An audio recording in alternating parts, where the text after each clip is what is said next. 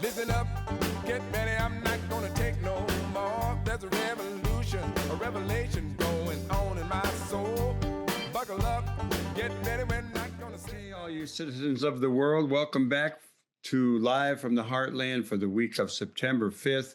And it's always a pleasure to bring on each month Don Rose, longtime comrade, a guy with a keen eye, watches politics closely. And I'm going to ask him a number of questions about a number of things that affect us all. So hello there, Don. Good day to you. And to you, too, although I don't look forward to many good days immediately. Well, there's some really serious threats going on. Yeah. I opened up a thing today from Steve Schmidt about how terrible the president is, but it turned out it was from 2020. So I won't, basically all the stuff is still true, but it is, we're in a perilous time, real challenge to democracy and to our future. How about we start off with the threat of the National Guard coming into the great state of Illinois, to the wonderful city of Chicago, where crime is down, where a lot of those figures are moved in a good direction, and where our governor and our mayor have made very strong statements rejecting the threat that Trump has posed on us or put on us. What are your thoughts? Well, first of all, there is little, if anything, the National Guard can do about crime in Chicago. It would be one thing, hypothetically, if they were, in effect, police who could come in and supplement the police force, which is our police force. It still lacks 1,000 positions. Crime is going down, but the numbers are still high. You can't deny that. And let's say if you were really interested in doing something about crime in Chicago, he would have restored something like $800 million that goes to various aspects that deal with crime prevention, giving us more interventionists, giving us more training in police community relations, community policing, ending some of the kinds of crimes that occur when the police misread a situation. There's lots that can be done yet. It would take money. It would take filling in the rest of the police force, and so, of course. And interventionism still helps. It's not going to stop 1,000 murders, but it's going to certainly help prevent many. So we know a little bit about fighting crime, and how a National Guard fits in is ridiculous. They are not cops. They are not trained in crime prevention.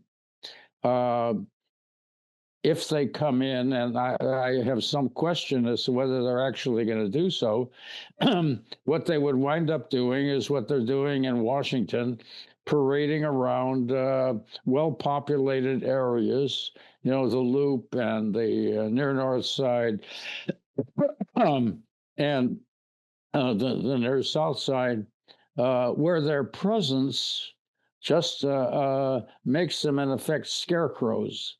So, you put 10 more National Guard people walking up and down Wabash Avenue, and that's going to deter crime for a little bit, as long as it lasts, as long as they're visible. That's why I call them scarecrows.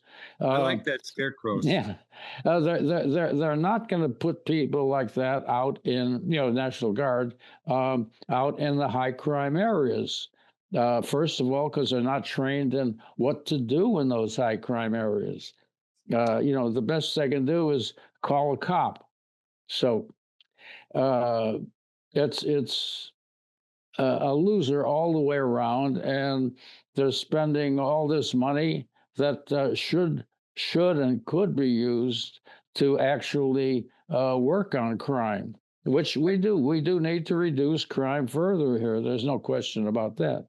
I think that I saw a figure that the National Guard coming to Chicago would cost $2 million a day, and that would certainly be money that could be used in better ways. Do you see a shift from an increasingly unpopular immigration deportation policy by the Trump administration to him talking about fighting crime?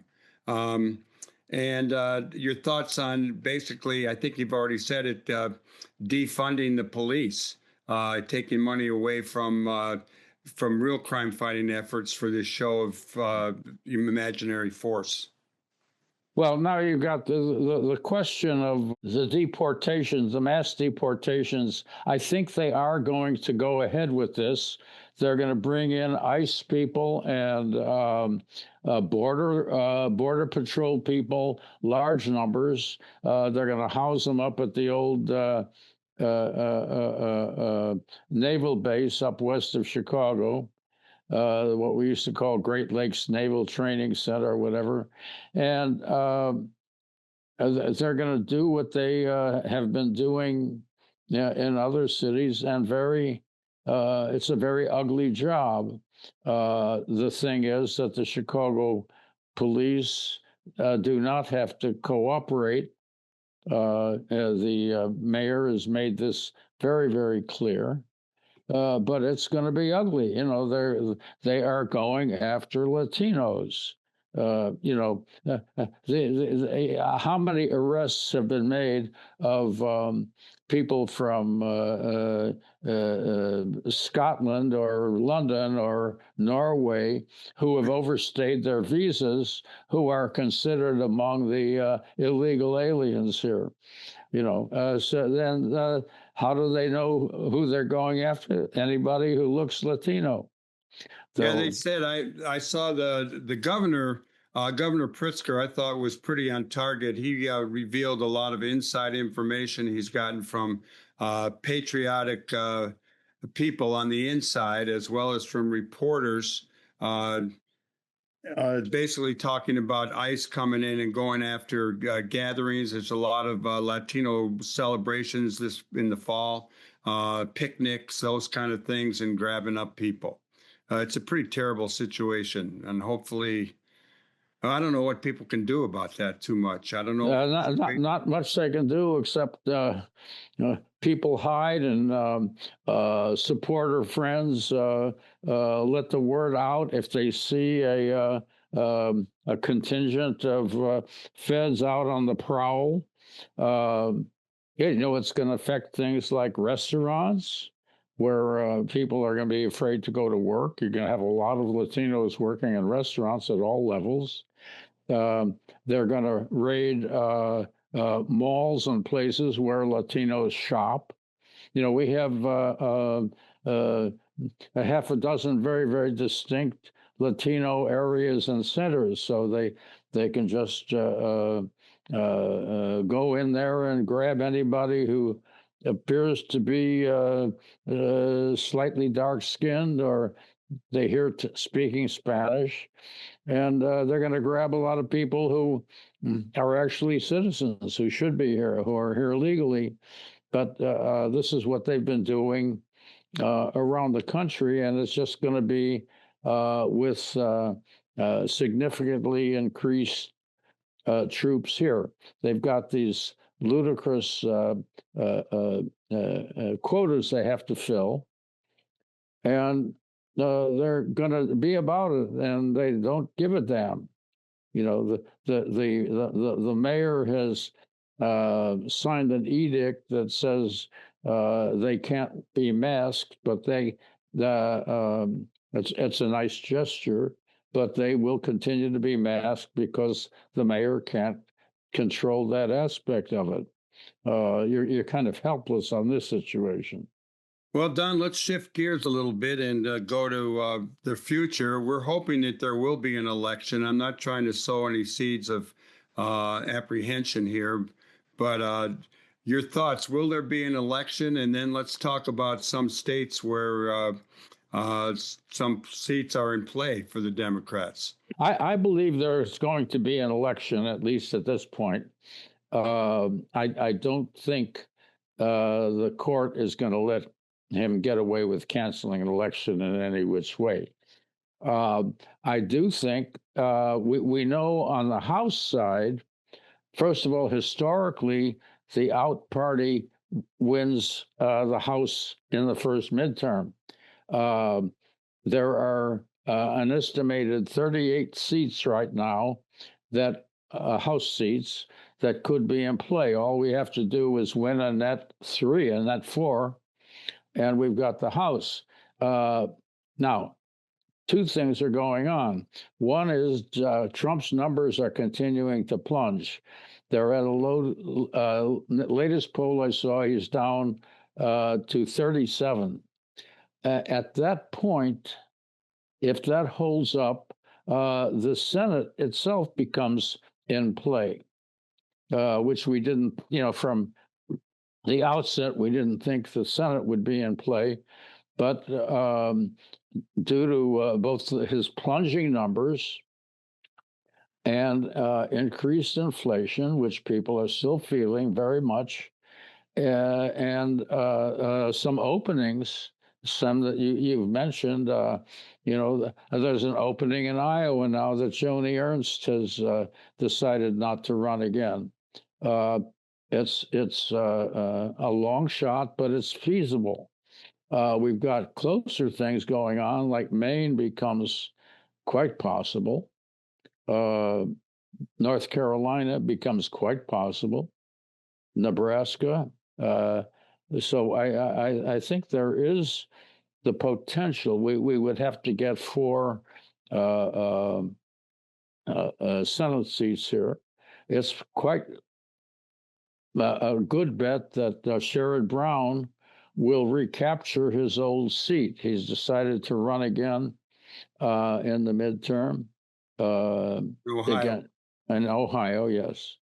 So I can't say I'm optimistic quite yet, but I would say the Senate certainly becomes a legitimate target.